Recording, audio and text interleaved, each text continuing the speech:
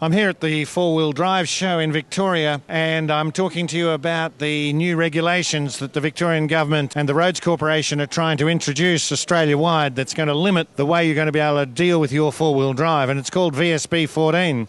Here we have a standard four-wheel drive vehicle with larger tyres, and the law's going to prohibit us from doing things like this. And what the state government's regulatory authority, VicRoads, are trying to do is try to say that every vehicle can only have a maximum lift of 50 millimetres or 2 inches in the good old language. And that means that your tyre height or your ride suspension must not be increased by any more than that amount. Four-Wheel Drive Victoria, the Australian National Council, the Australian Aftermarket Automotive Accessories Association, VACC, and a whole lot of industry people are up in arms about this one-size-fits-all legislation to try and stop us from having our recreation the way we need to do it. So what we're doing is we're mobilising all businesses and all active four-wheel drivers to actually write to the Member of Parliament that affects them and make certain that they complain about this regulation that is stopping people from doing what they need to do.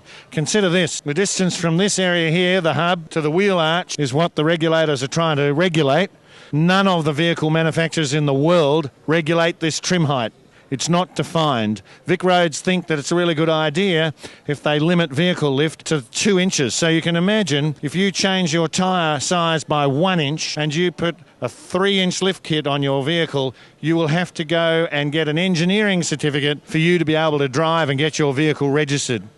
Up until now, we've had a fairly good range of things to do, and you can make your vehicle modified and legal without having to go to a large extent. What we want to happen is to have a reasonable, safe rule throughout Australia that allows people to modify their vehicles within a reasonable exception. So the AAA have done a number of vehicle tests. They have actually shown the government that there is a really good reason why people have to have their vehicles changed, and that is that we want to go places and we actually put all our kit in the vehicle itself. So we need to increase the suspension lift so that when we're fully loaded, we can actually come back to where we ought to be. This issue of the state government trying to regulate us with a one-size-fits-all is wrong. It's wrong fundamentally, and it's wrong mechanically.